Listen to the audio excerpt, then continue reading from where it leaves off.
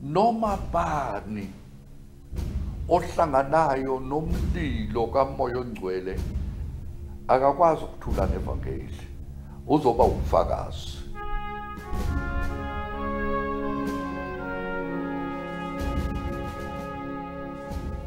iBhayibheli lithi okholwa yimi njengokusho kwembhalo, eswini sakhe kuyogobhoza imifula yamanzi. Umfula ungaguqula ihlane lonke libe lihle likhahlele njengembali, kube khona ukuhlaza.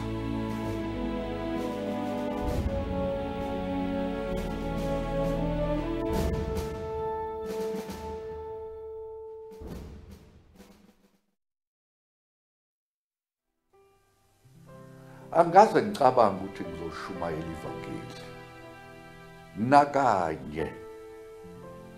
Bengicabanga i-tennis, sport, imali ngolunye usuku.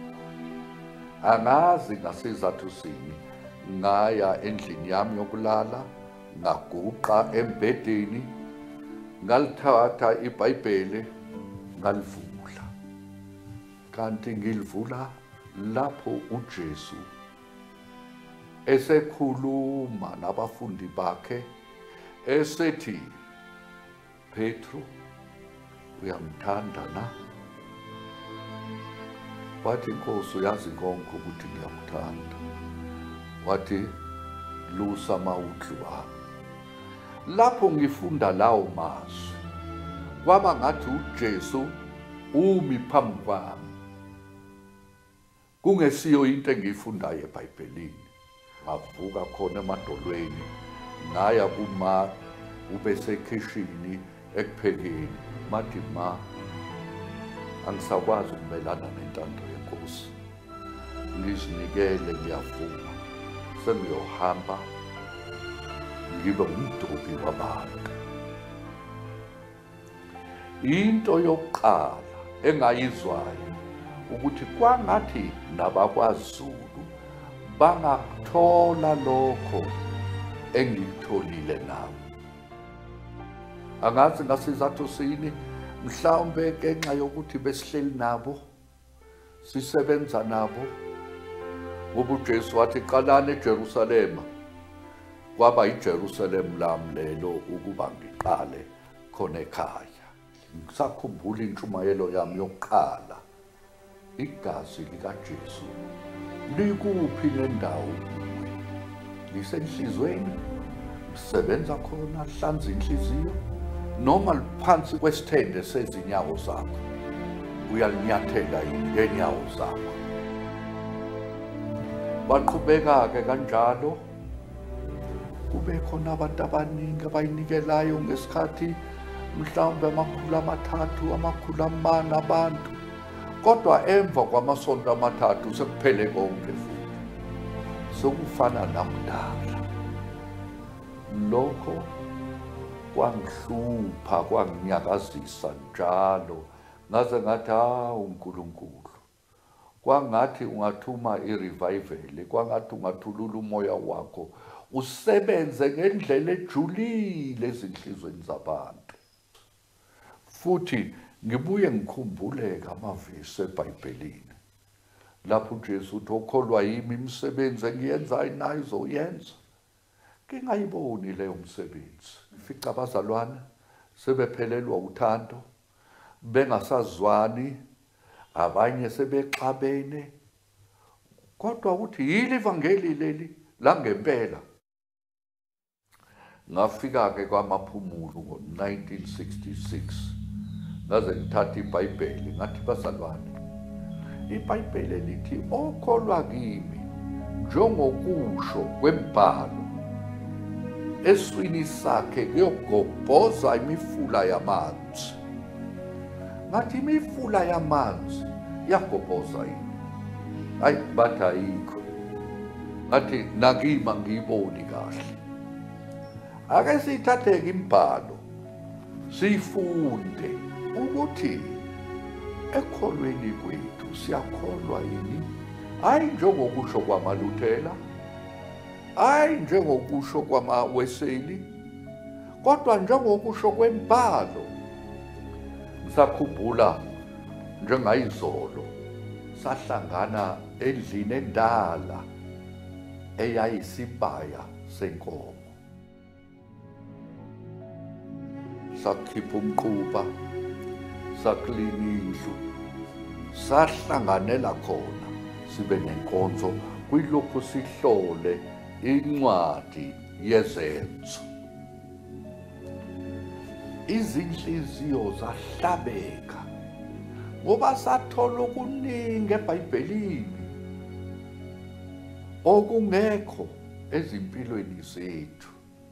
Sasikhala kuNkulunkulu, sikhala inyembezi, sithi Nkosi senze sibe njengebandla lokuqala.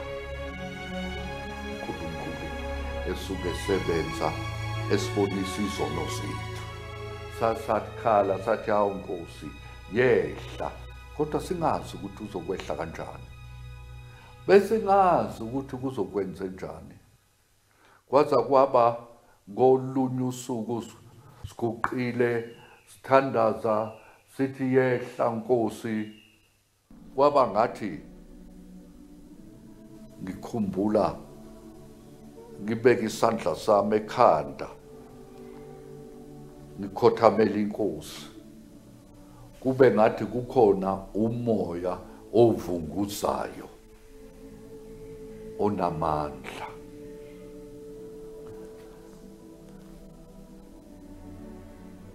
Kwaba khona ukuzizwela ukuthi uNkulunkulu usefikile phakathi kwethu. Bezingekho insimbi ezikhalayo, bekungekho ukumema abantu, besibona betheleka. Abantu bathi siyathanda ukuthi sihlanganise noNkulunkulu. Sithi kodwa nami enobani umuntu.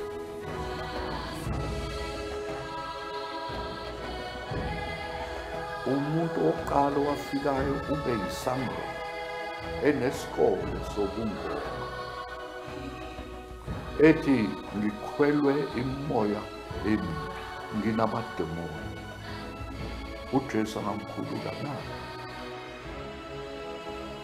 Kwafika abesifazane, kwafika abesilisa, kwafika abamhlophe, kwafika abansundu, zonke iy'nhlobo zabantu. Kube ngathi umoya kaNkulunkulu ungena ezindlini zabo uyabaletha. Besingekho isidingo sokuthi sibashumayeze isikhathi eside. Yilona lo bezwe ukuthi umoya ongcwele umlahle ngezono zami, avume izono zakhe.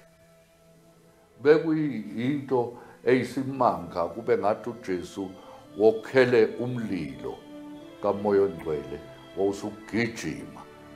Saze sizwa-ke ukuthi endaweni ethile bangishayela ucingo ukuthi ethukela fere entabeni bayehla abantu bezoyilahla bevuma izono. Sithi hawu le ngase-Kingscliff uNkulunkulu uyasebenza phakathi kwabantu. Abanye khona la eNtuntambile eMzansi, phenduka abantu. Sabona ihlane liphenduke libe ingadi ngala manzi agogozayo.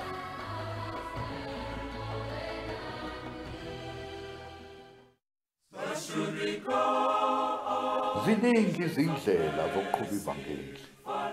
Sihambe nokucula, abazizwelayo ubizo ukuthi bayiqhube indaba, abanye bezwa ngomsebenzi base besimema besibizela emasontweni abo, bese besimema ukuthi sihambe amadilobho asemhlabeni nase-Europe nakwezinye indawo, kube khona amagatsha amaningi, kwandeke emhlabeni ngezindlela eziningi ezahlukeneyo. Ngesikhathi kuthululwa umoya ongcwele kwamaphumulo, baqhamuka abantu bevela kuzo zonke izindawo ezahlukeneyo. Sahluleka ukubaphindisela emuva, saswela indawo yokuthi sibabeke balale bathole ukudla. Saqala-ke ukufuna manje indawo besithi siyowuthola kamaphumulo, kodwa kwakhiyeka yonke imishuthu. Emva kweminyaka emine sayithola le ndawo. Manje lapho sithola le ndawo ngase ngibuza ukuthi leyo ndawo ibizwa ngokuthini. Bathi kukwasiza abantu. Ngathi kusho ukuthi indawo eyakhethwa uNkulunkulu ukuba uqhutshwe umsebenzi wakhe. Bekungekho lutho, kodwa ngathi uNkulunkulu uma kukhona wena kwenele.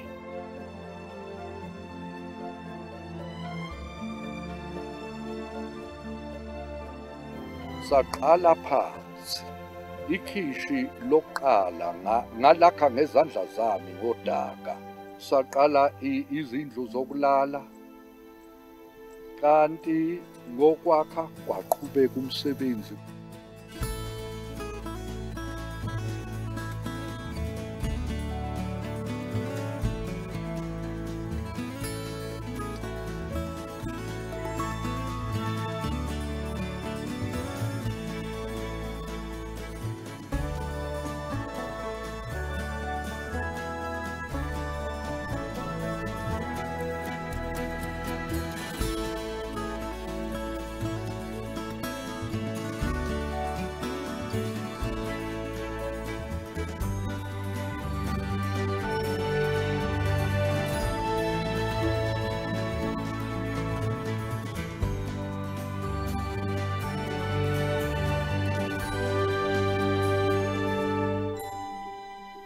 Usuku nosuku banda abantu.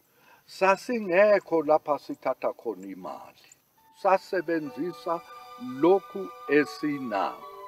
Sathi ake sizame thina sitshale amadumbe, sitshale amazambane, sitshale ubhatata. Besinezisebenzi ezisihlanu nje eqaleni. Isebenzi zawuthwala umsebenzi, ilona lo waletha lokha nakho. Sasuka senza inkonzo njalo ebusuku, besinendlu encane la kungena 25. Emva kwalokho sakha indlu engenisa 200, yaze yabancane nayo. Sasathi hayi sekufanele ukuthi sidale linisu, sahloma amatende, kanti le ndawo inomoya. Ngelinye ilanga sinenkonzo cishe abantu abayi3,000 basuka isibhungubhungu. Lapho sibuka futhi sase sibona isibhakabhaka, sibona inkanyezi nenyanga, itende selisukile. Sasithi hayi asakhe manje i-auditorium ukuthi-ke uma sekufakwa abantu yonke indawo la kungangena 10,000.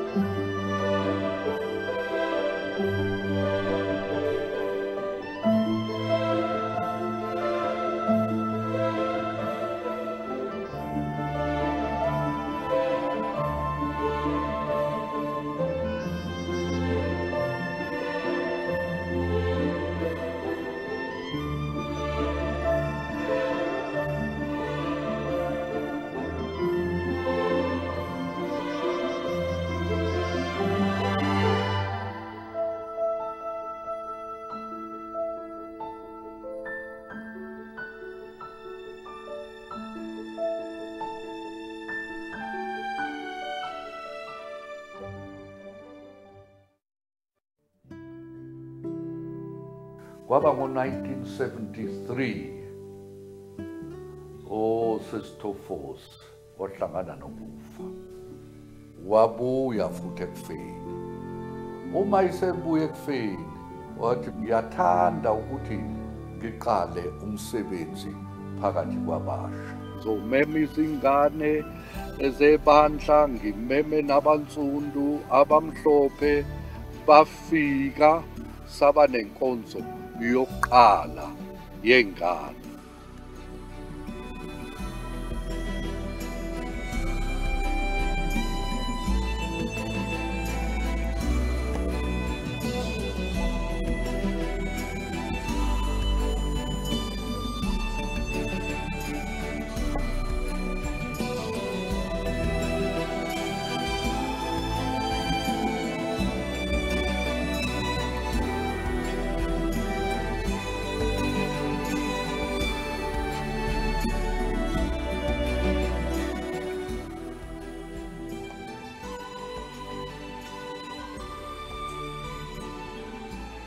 uNkulunkulu wasebenza enganeni baze bathi hayi akuhlanganwe futhi ikusasa phela limi ngengane uma zona sihlangana nenkosi kusasa loba lihle. Kwase qhubeka-ke njalo kuze manje sekujwayele ukuthi kube kabili ngoJulayi ngoDisemba sibe ney'nkonzo ey'nkulu.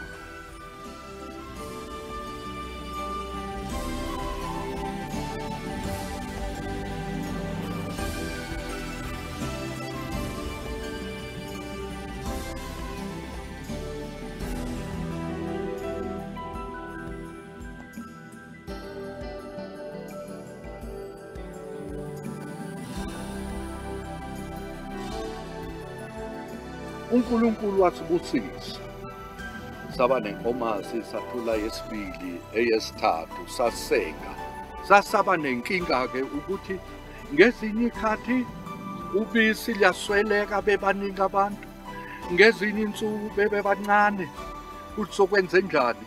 Athi hhayi asithathe-ke lolu oluseleyo siqale iyogothi senze ucream ukuba lungonakali.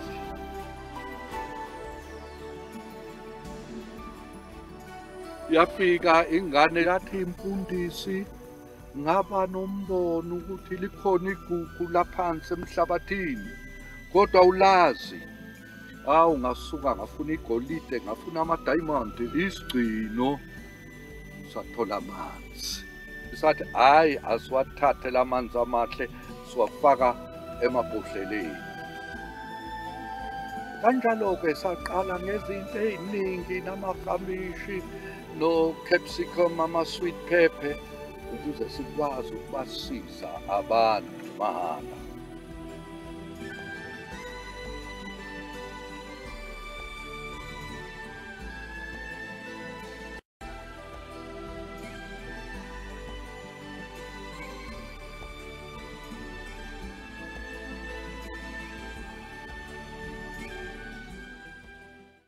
Manje isikole bekuyinto yokugcina ngingayifuni. Bafika abayisebenzi bathi mfundisi asakwazi ukuthuma ingane zethu ziye esikoleni ziyofunda ngoba thina sishumayela ukuthi asithandane ngothando lukaNkulunkulu. Kodwa ingane sezifundiswa ukuthi asizondane. Ngathi cha, akeke kulunge lokho, asiqale sona isikole ukuba njengokuba zifunda ingane zami, ngiyathanda nengane zabo zifunde.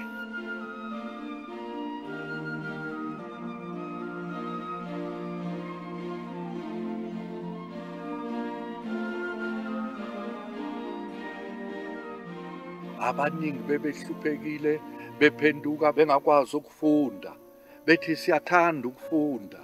Sathi hayi asibafundisi bekwazi ukufunda iBhayibheli.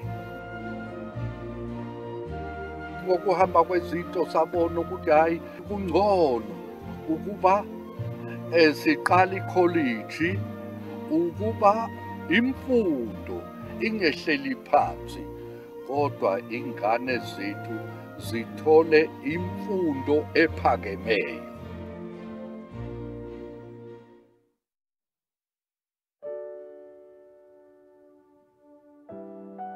AIDS isifo esibi sifana nesihoko esisemhlabeni. Sakhala kuNkulunkulu athi naye sinenkinga entsha manje sizobasiza ngani? uNkulunkulu wasihawukela, bafika abanye enkonzweni basizakala, bakhulekelwa, basinde. Ngasekugcineni ngathi hayi kwangathi sekuyisikhathi sikaNkulunkulu ukuba sakhe manje indawo yabo yokuba sibasize, sibakhulise ngomusa wenkosi, sibanike ukudla okuhle, bese-ke okukhulu kunakho konke sibakhulekele, ngoba igama likaJesu liphezu kwamagama onke, likhulu futhi kunegama lengculaza.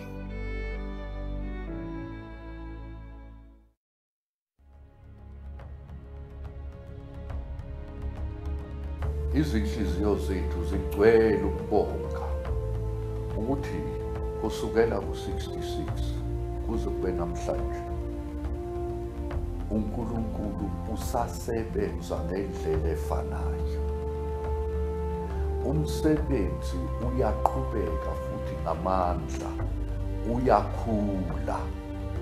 Ekuqaleni asicabanganga ukuthi indaba inganda kangaka, kungaphezu kwamandla ethu, asikwazi ukufinyelela kuzo zonke iy'ndawo, kodwa ngomusa uNkulunkulu usigcinile ukuba le minyaka engama-40 singapheli amandla. Qhubeka indaba. Ngiyacela ukuthi laba abazoza emva kwami babe nomfutho omkhulu kunami. Engikufisayo ukuthi umsebenzi ungehli, ukuthi ngomusa wakhe awugade lo msebenzi, uqhubeke, ukuthi lo mlilo ungacimi kuze kukhale icilongo lokugcina emafwini.